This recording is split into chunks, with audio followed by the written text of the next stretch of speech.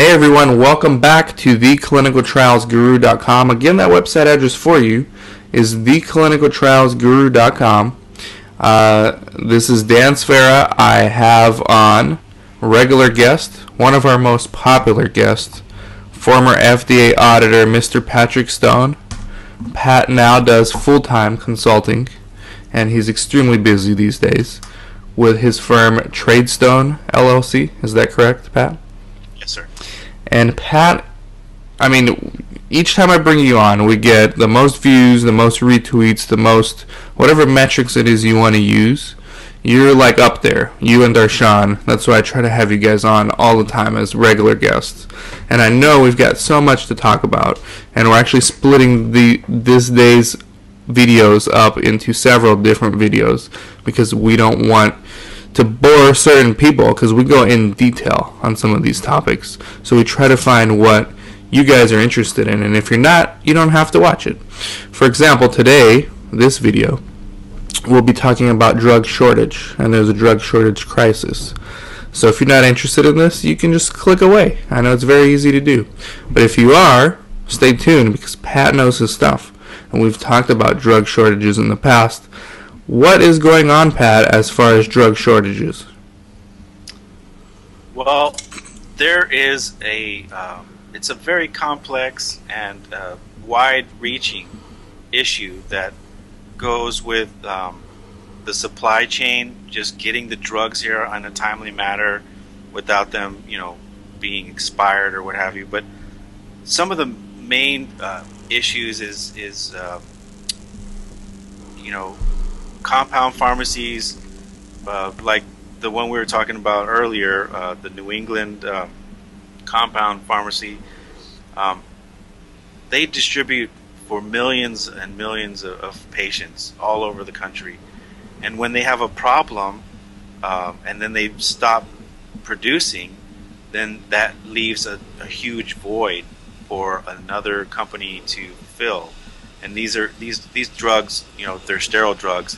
It's not something you can just start up right away. So you have a couple of issues here. You have aging manufacturing sites. You have warning letters from FDA. And then you have really, really large companies providing, somewhere 70%, 80% of the market. And when those producers go offline or they have issues with FDA or get a warning letter, that affects all of our healthcare market. So the drug shortage issue right now has gotten a lot of press. The president has gotten involved and mandated that FDA do everything possible not to make drug shortage worse, which is a very fine line to run, because then, if FDA kind of gives a pass or is a little more lenient, just so that they can have drug on market, does that mean that the patient suffers at that point? Or, it's a very critical issue. And, so FDA is saying, okay, we're going to work mainly on cancer drugs, or we're going to mainly work on antibiotics. Mm-hmm. So they have these lists of the highest risk and what we need to have out there for, populations that are either elderly or real young. These vulnerable populations, they really look at them as a high-risk area. Mm-hmm. So they're going to focus on the drugs that service those or that are given to those. But then you have another component. You have the FDA is also President Obama is now saying through Congress, let's speed up the drug approval process so that we can get some of these drugs that are on the short list. We can put these new drugs out there for them. So there's a lot of things working to keep this drug shortage from getting bigger, but it doesn't seem like it's making a whole lot. When you take off a few drugs on the shortage list, one or two more get back on it. So yes, it's been a real balancing act for the FDA. I'm trying to look up our past interview on my blog, for those of you interested, we talked about this topic in great detail. I'm actually trying to pull it up. But which group suffers the most from this drug shortage? Is it seniors? Is it people with rare diseases? Kind of talk about that a little. Well, I would say that, yeah, the vulnerable populations are the ones that are least served by this. And so, you know, I've talked personally with a lot of cancer patients, and they're very worried that, you know, they're not going to get their treatments, whether it's a chemotherapeutic drug that is infused, or just even some of the normal operation, you know, drugs that are used for operations and things of that nature. You know, these are the folks that really get affected by this, and so there's still so many. When you go to the FDA and you look at the drugs on the shortage list, it's a very long list. I mean, it was up in the hundreds last year. They've brought it down quite a bit from that, but and it's not just one thing that's affecting it. Now, are they doing anything in regards to clinical trials for this drug shortage? Are they opening up clinical trials for people who need these meds? Have there been any talk of that? I know some orphan drugs, when they do the clinical trials, and by orphan we mean rare diseases and groups that may not always get the attention of the pharma companies. I know there's certain incentives as far as quicker clinical trials. Now, what about just allowing certain people to enroll in clinical trials just because there's no other option? Have you heard of anything like that going on? Well, the FDA has always viewed expanded access, and they've actually posted some guidance on this because of the drug shortage list. And yes, they do allow it, as long as, you know, the annual report reflects that this was a compassionate use drug, or because they have different wording and different verbiage for individuals that maybe they don't meet all the inclusion criteria, or maybe they meet some of the exclusion criteria, but because they don't have access to the medications they need, they can get a pass. Well, a lot of the orphan drug is a special situation to where they always have allowed compassionate use because so few people have access to these drugs. Or, you know, they're not out there for thousands of patients, you know, hundreds of patients or what have you, or it's not millions, it's thousands. In some cases, it's hundreds. But yeah, so that has always been allowed by FDA. And so they can, you know, other than getting a, you know, if it's a double-blind study, you know, the risk you face is, you know, maybe you get a placebo and not the actual drug itself.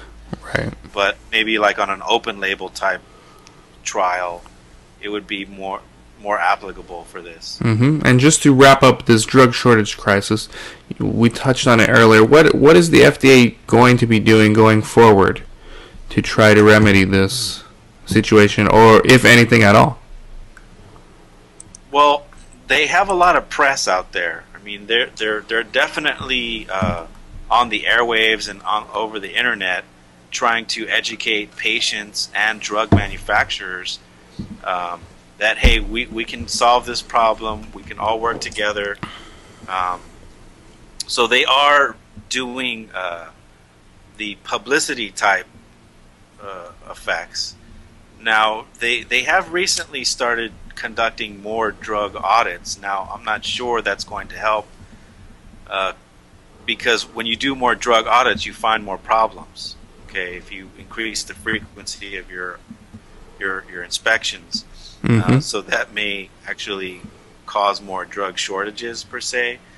Because recently you've seen some warning letters come out, or some injunctions even come out, where you have a limited injunction. I'd rather not name any names right now, but right now there's a big company. They just got their injunction came out, but it's limited. It's not a full-scale injunction to where in the old days you couldn't get any product out at all. So these are product-specific injunctions. Right.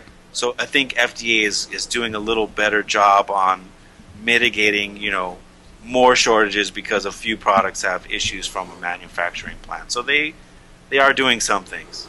That's good, and they're definitely going to speak with Pat more on this topic as this story develops, because it's relatively new, if you call it crisis, right? The drug shortage crisis. It's relatively new. Is that correct? Yeah, I would say in the past 2 years it's gotten more press. 2 to 2.5 years. Okay. Because the list went from 30 to hundreds, right? In the span of a year, and that really does cause a lot of panic for the patient and for the providers, for the hospitals. Pat, for those who may not be familiar with you, and shame on them because you are all over the place. You want to hold up your book? Sure. Bubblegum Badge and FDA History. Talks about, I believe you mentioned you at least discussed the drug shortage crisis briefly, right? I bring it up, right? I do bring it up, and in my second edition, I'm going to put a lot more GMP components in there. Very good. And what I've seen in the past year, so I'm going to add my private industry or consulting experience for clinical trials and for drug manufacturing both. Mm-hmm. I'm going to add to this to my second edition, and clean up a few things that I kind of may have kind of glazed over because I was in such a rush, to get this, because I wanted to get it out to everyone. Yes. And I wanted to start working, start consulting. So I was, it took 6 months or so. I probably should have taken 9 months or so. But it's very, very well received. I think I'm at about 900 copies sold, and then that's not including the ebooks. Wow, so that is a solid number. Yeah, it's definitely done well locally and here in the United States. But I'm finding a lot of folks from India and China are definitely jumping on the ebook. They are, and that's a whole other topic, but there's a lot going on there that we can talk about at some other time. But it is very much related to what we're discussing now. But as a fellow author, I gotta say, your book is fantastic, and 900 units is a very, very solid number in our niche industry. So definitely check out Pat's book, Bubblegum Badge and FDA History. It's on Amazon. And look up Patrick Stone or Pat Stone on Google. Either one, you should get him. And he does consulting as well. So let me give a shout out to all of our Clinical Trial Guru producers.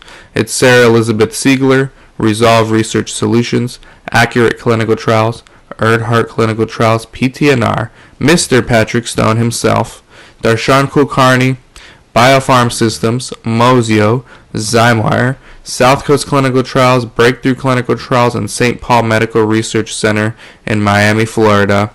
And I'm still accepting more, so let me know. It's $99 for a lifetime membership.